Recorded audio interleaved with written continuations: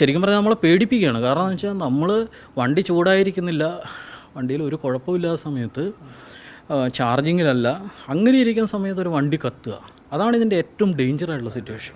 ഈ വാഹനം ഇവിടെ പാർക്ക് ചെയ്തിരിക്കുകയായിരുന്നു. ഇതിൻ്റെ തൊട്ട് ഇപ്പുറത്തായിട്ടാണ് കാറ് പാർക്ക് ചെയ്തിരുന്നത്. ഇതിൽ നിന്നും തീ പടർന്ന് കാറിൻ്റെ ടയറിൽ പിടിക്കുന്നു. അവിടുന്ന് പിന്നെ പൂർണ്ണമായിട്ടും കാർ കത്ത് നശിക്കുകയായിരുന്നു. തൊട്ടടുത്തായിട്ട് ബാറ്ററിയൊക്കെ ഇവിടെ ഇളകി കിടപ്പുണ്ട്. ഇതൊക്കെ സർവീസ് സെൻ്ററുകാർ കൊണ്ടുവന്ന് ഇളക്കി വെച്ചതാണെന്നാണ് നമുക്ക് മനസ്സിലാക്കാൻ കഴിയുന്നത്.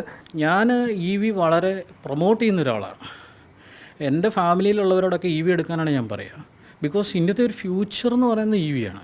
അതുകൊണ്ട് തന്നെയാണ് അപ്പോൾ ഞാൻ തന്നെ എൻ്റെ കാറ് ഇത് പെട്രോളാണ്, അത് കൊടുത്തിട്ട് ഒരു EV ഇലക്ട്രിക് വെഹിക്കിൾ മേടിക്കണം എന്നുള്ള ഐഡിയയിലിരിക്കുക. ബുക്ക് ചെയ്ത് പോലും ആണ്.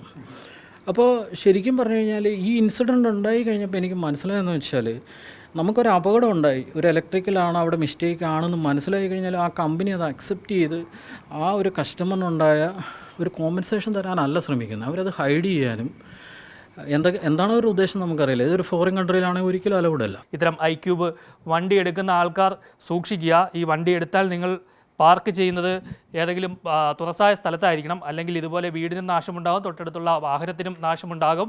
ഇനി അതല്ല, നിങ്ങൾ ഏതെങ്കിലും നിരത്തിൽ കൂടി പോവുകയാണെങ്കിൽ ഈ ആൾക്കൂട്ടം ഉള്ളിടത്ത് ഈ വണ്ടി വെക്കരുത്. കൂടാതെ ഓട്ടത്തിനിടയിൽ എന്തെങ്കിലും സംഭവിച്ചു കഴിഞ്ഞാൽ അവിടെ ഇട്ടിട്ട് ഓടി രക്ഷപ്പെട്ടോണം.